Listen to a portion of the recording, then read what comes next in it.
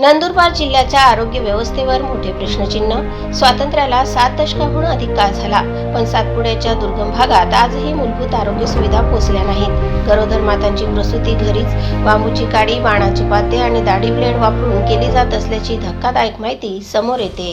निधीही अनेक वेळा उशिरा येतो, रस्ते नाहीत, 108च्या रुग्णवाहिका या भागात येत नाहीत, प्राथमिक आरोग्य केंद्रांच्या रुग्णवाहिकाही पाड्यांपर्यंत पोहोचणे अशक्य, खरीखुरी वस्तुस्थिती आणि खराखुरा ग्राउंड रिपोर्ट। अनेक माता सरकारी रुग्णालयांपर्यंत पोहोचू शकत नाहीत, अनेक बालकांची जन्म प्रमाणपत्र निघत नाहीत आणि अनेक योजनाही फक्त कागदावर राहतात। अतिशय विदारक आणि भयान अशी ही परिस्थिती आणि त्यावर मात न करू शकणारी आपली आरोग्य व्यवस्था।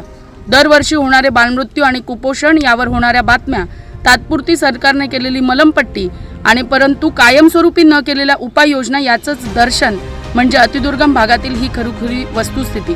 शासन स्तरावर या बातमीनंतर तरी निश्चितपणे याची दखल घेतली जाईल का, हा सगळ्यात मोठा सवाल। आणि अशाच पद्धतीची बाळंतपणं यापुढची तरी आपण रोखू शकतो का? तसेच शासन स्तरावर नवसंजीवनी अंतर्गत पूर्वीची दाईंची प्रशिक्षणाची योजना कार्यान्वित होईल का, या प्रश्नासह सुरक्षित मातृत्वासाठी राज्य सरकारकडून तब्बल 771 कोटींचा खर्च गेल्या 1.5 वर्षात झाला, पण प्रत्यक्षात सेवा कुठे आहेत? हा पैसा गेला तरी कुठे?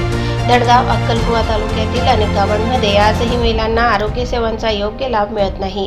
आकांक्षी जिल्हा म्हणून केंद्राकडून वेगळा निधी, मातृत्व संरक्षणासाठी जननी सुरक्षा, प्रधानमंत्री मातृत्व वंदना, नाव संजीवनी अशा योजना, पण या योजनांचा लाभार्थी आदिवासी माता का नाहीत? योजनांची अंमलबजावणी जमिनीवर का दिसत नाही? नंदुरबार सारख्या अतिदुर्गम जिल्ह्यांकडे ठोस लक्ष दिल्याशिवाय राज्याची खरी प्रगती शक्य नाही। आणि हा प्रश्न आता केवळ आरोग्याचा नाही, तर व्यवस्थेच्या अपयशाचा आरसा बनून उभा राहिला आहे।